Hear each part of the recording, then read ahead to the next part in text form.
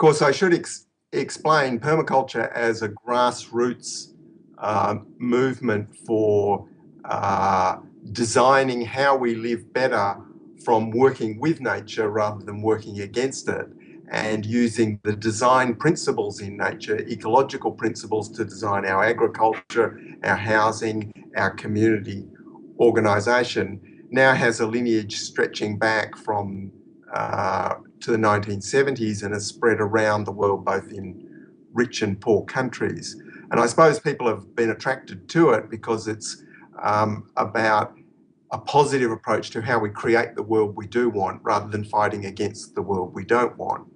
And in some ways, if you think of that politically, it merged out of some early analysis by myself and Bill Mollison that maybe a lot of social democratic and environmental activism, even by the 1970s, was starting to show the effects that there were going to be more and more problems to fight against. And maybe we should sort of head off, well, what are the solutions rather end of things. And so at that time, in the 1970s, with the energy crisis, there was a huge interest in this sort of thing that we today would call sustainability.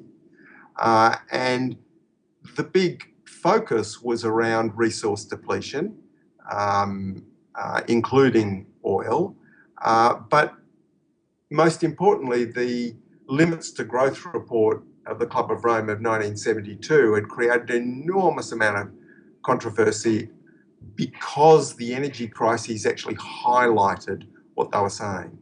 Of course, they were saying that eventually continuous growth in industrial civilization runs up against limits, and those are both limits of the resources and limits of the sinks where you can put all the stuff you don't want.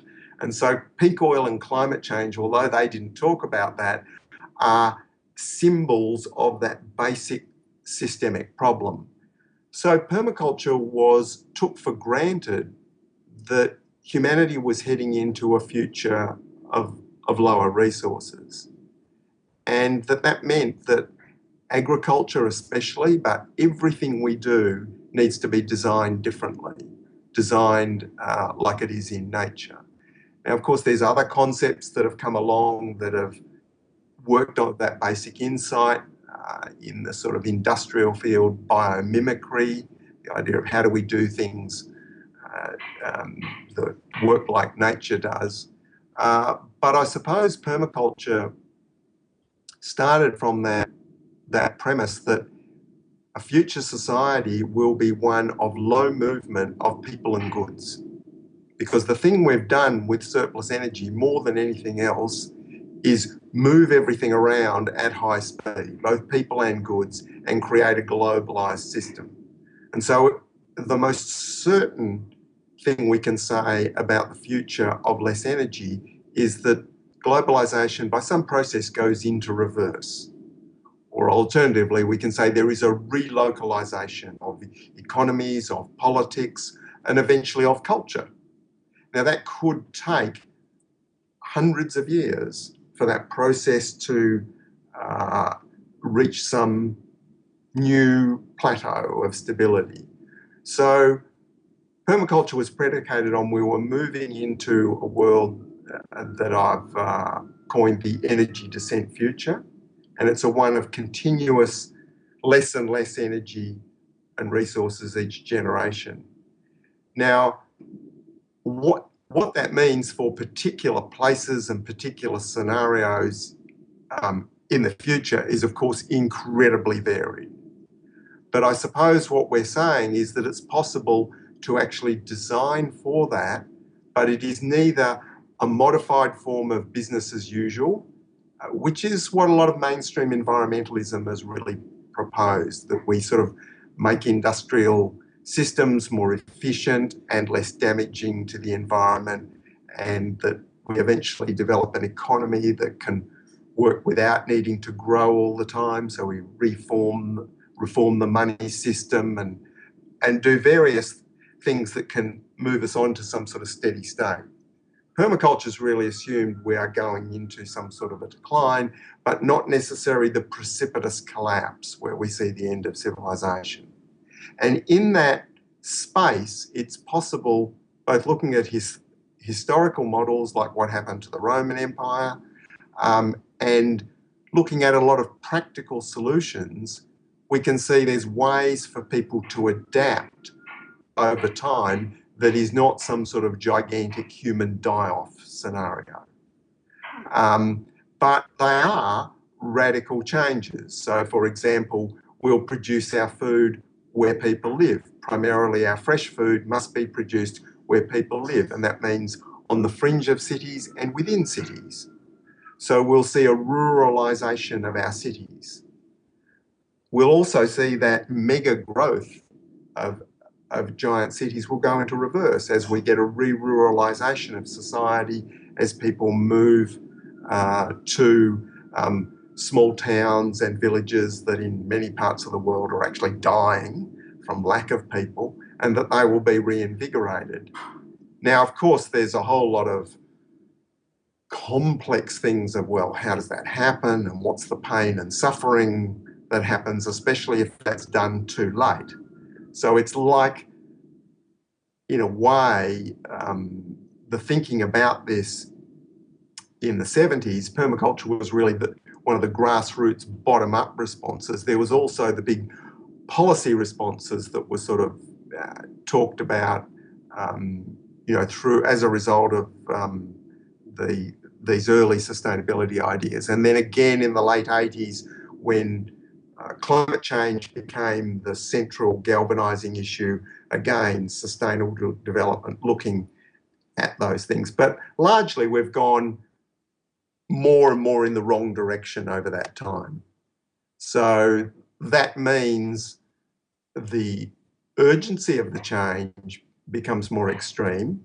And whatever the debate was back in the 70s about, well, should this be a policy top-down reform the whole of society, or should it be people rushing off to do their survival thing because society is going to fall apart?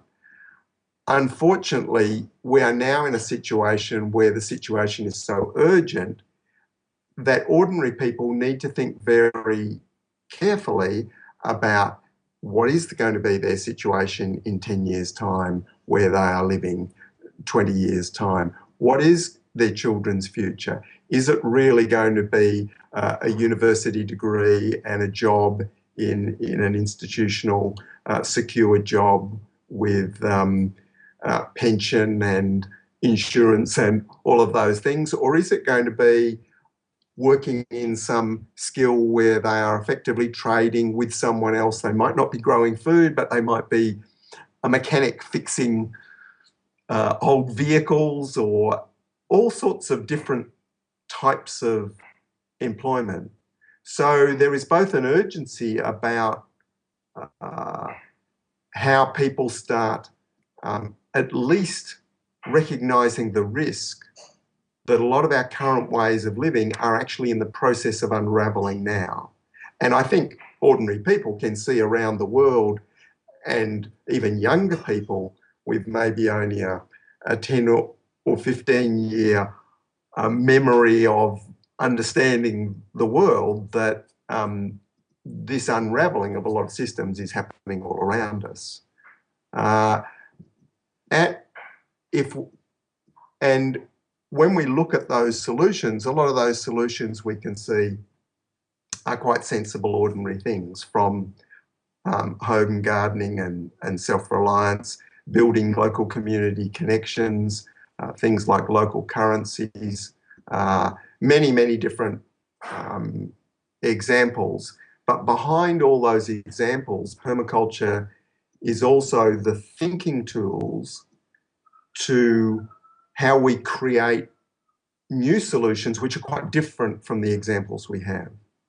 And this is the deeper challenge, both at a personal and a sort of a household and a community level, but also if we are going to get any sort of societal, sensible, designed response that comes from some sort of policy framework, then you have to have a conceptual framework, the design principles to do that. Because if you try and generate solutions within the current system, they will actually end up being variations of the solutions we've got. And those will tend, from a systems theory point of view and from the lessons of history, to actually make the problems worse.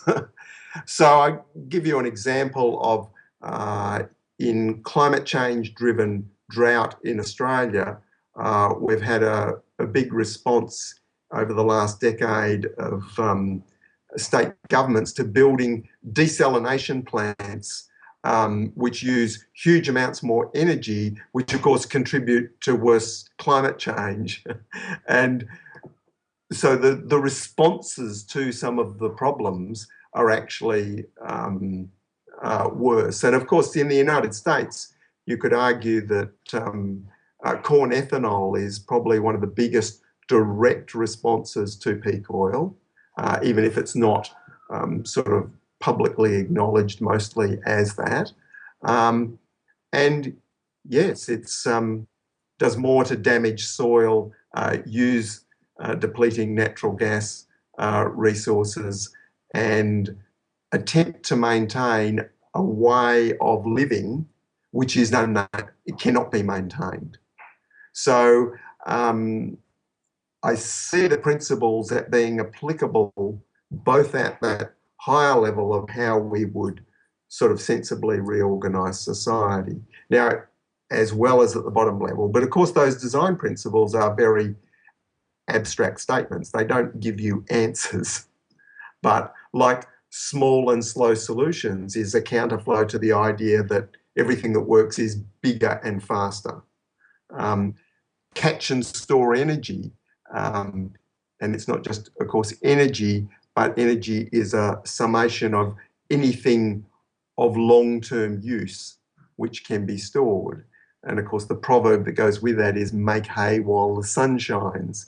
Now, what a lot of that illustrates is common sense thinking that our agrarian forebears actually took for granted, because you have, winter follows summer, and so you have to store for the period of scarcity.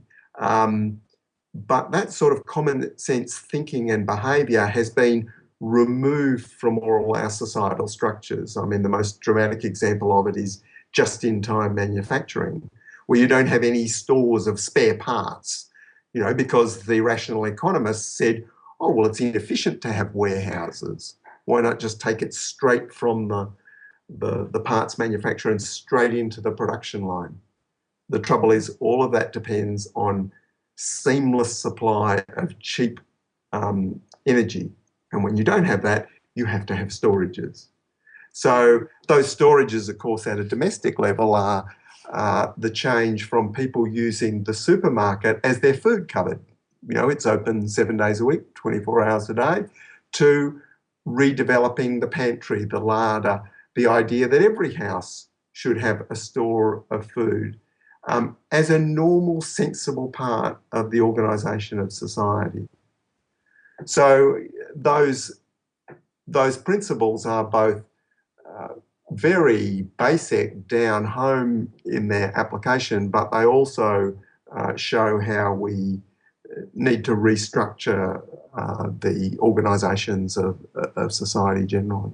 Well, I think the key resource, obviously, that is the king resource that shapes and reflects most broadly in the world is oil, and there's good reason for that. It dominates transport, and it's also been a very high net energy return has come from oil. So it's effectively cross-subsidised a lot of our other activities, including what used to be humanity's most substantial source of net energy before the industrial era, which was agriculture.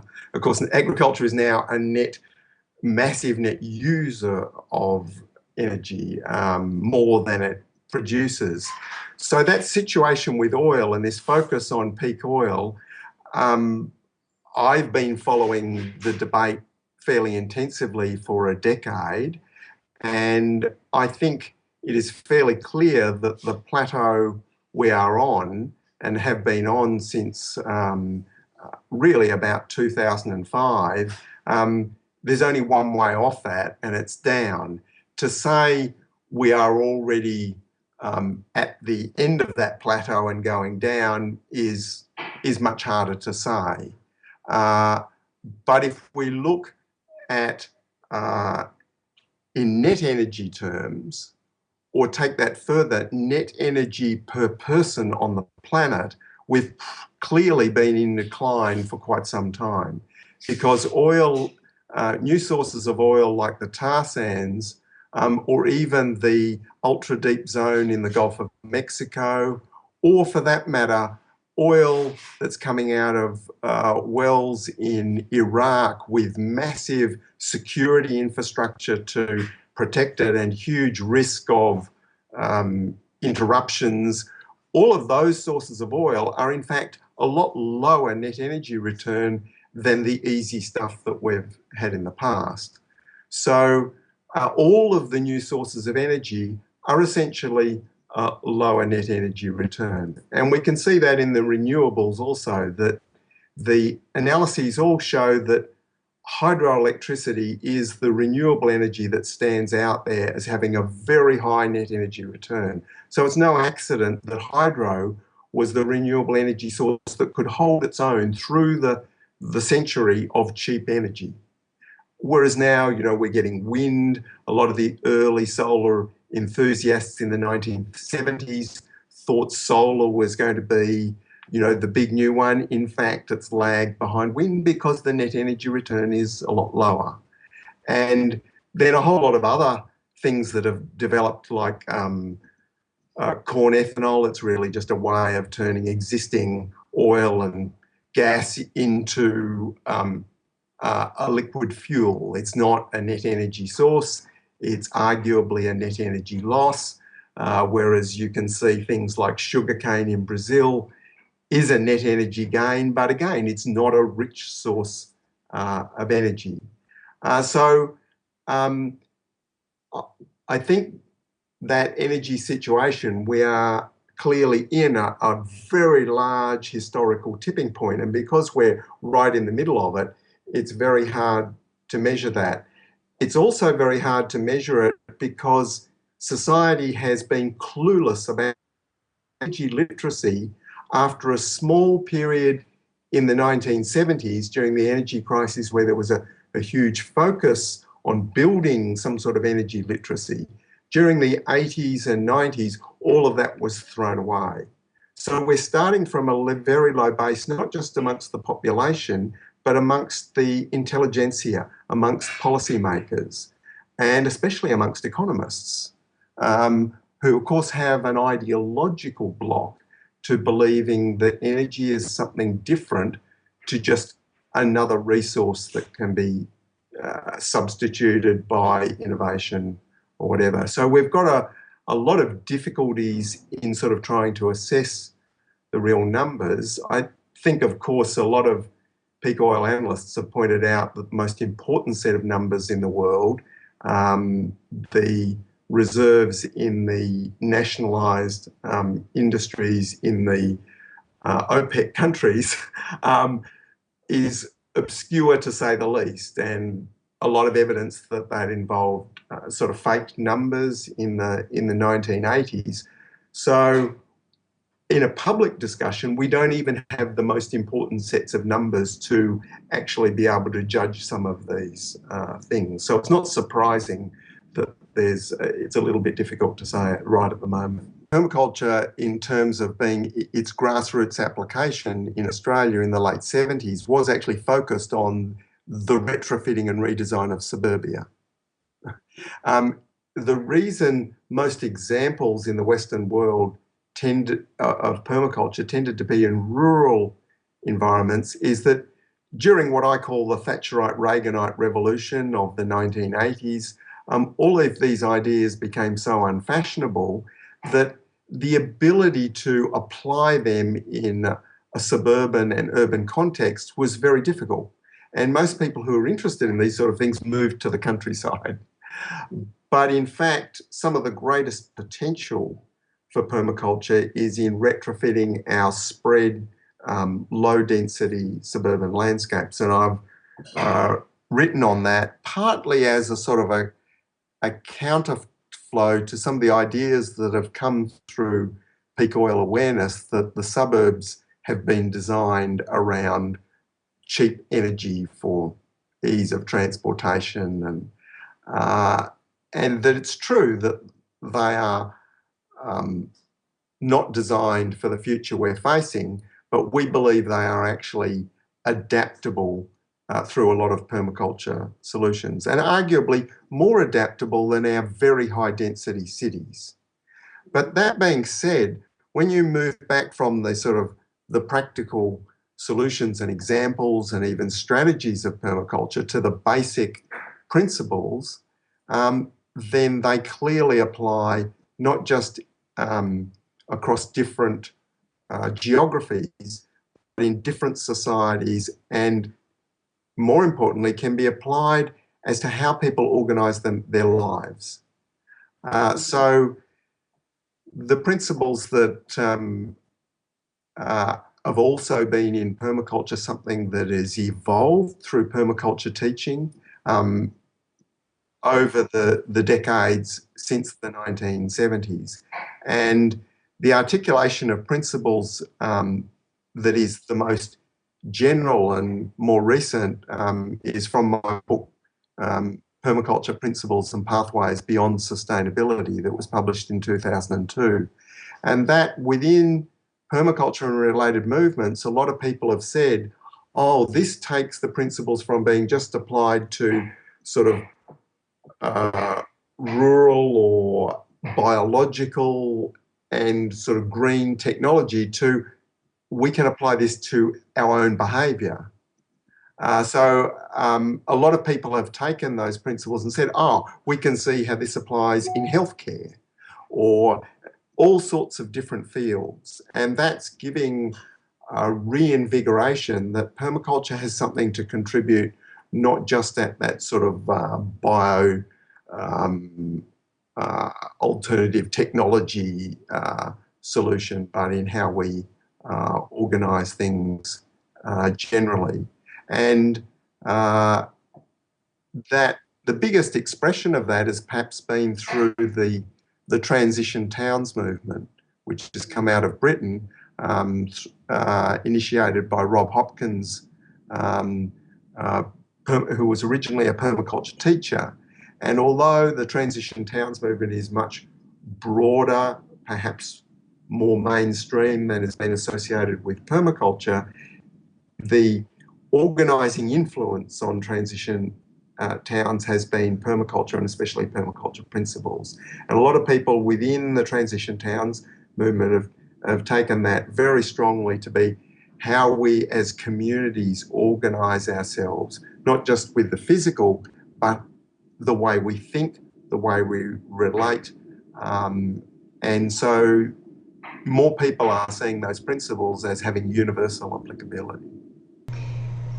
Would the principles of permaculture be able to take into consideration our changing climate in the form of extreme events? I live in the Midwest. They just had sweeping tornadoes much earlier than any other year come through and cause devastating effects through many states. Because you mentioned not just climate change, but the much more substantial thing of the symptom of climate change, which is much more important than a climatic shift, is the greater extreme weather events.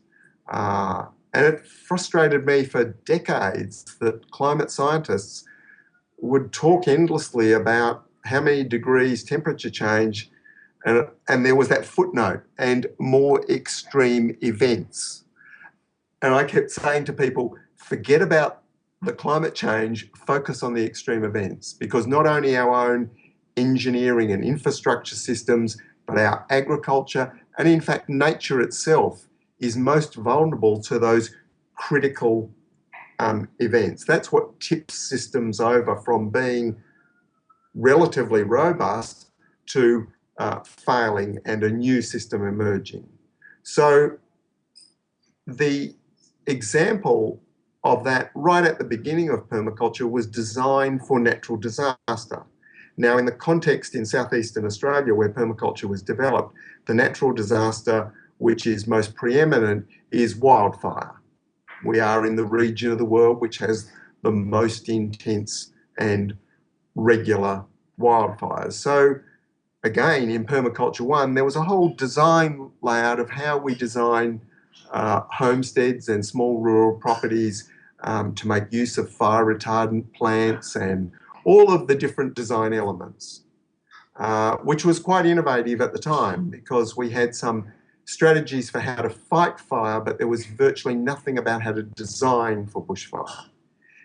Now, in other parts of the world, the teaching of that part of permaculture focuses on tsunami, on hurricanes, on earthquake, on whatever are the prevailing hazards in different parts of the world. So that shows how the strategy of design for natural disaster has been consistent right through. But what it reflects is a number of design principles. Firstly, that one I mentioned, catch and store energy, because things change and you can't rely on things being all stable. You have to have storages of things. And I mentioned the principle of diversity, that there's many different ways of doing things. So you have backup systems of water supply, for example, or power. And of course, the engineering term to describe that is redundancy. But of course, in modern thinking, something redundant has come to mean something useless or unnecessary. So that's an example of that principle of diversity. And then the last principle of creatively use and respond to change is partly this acceptance that we can't control everything, and some things will unleash processes that will destroy or require us to make really radical changes or let go of some things and do others. So that flexibility, that need for flexibility.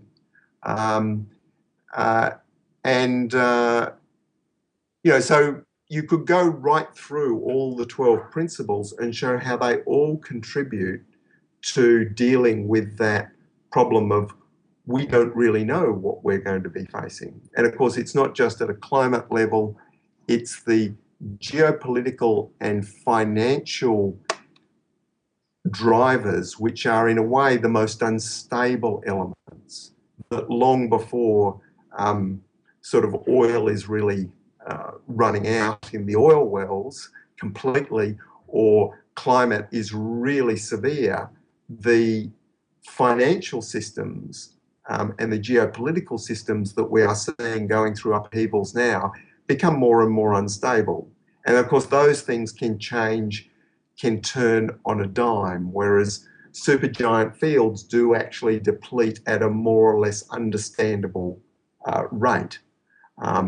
But who controls that oil well can change from one year to the next.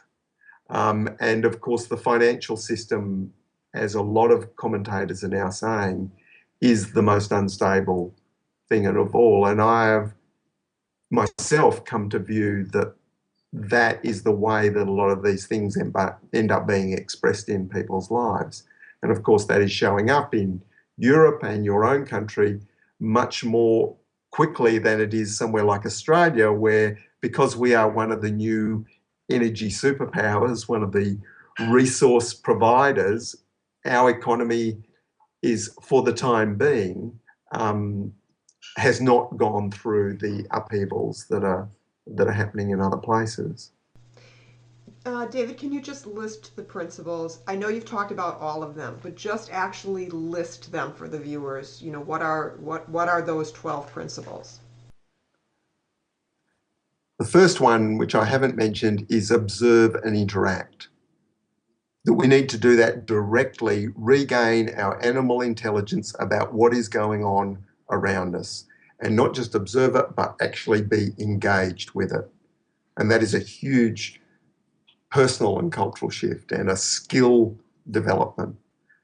The second one I mentioned, catch and store energy, is about thinking about the long term. In a financial sense, it's like investment, real investment, not gambling. And then the third principle is even more basic. It's just obtain a yield.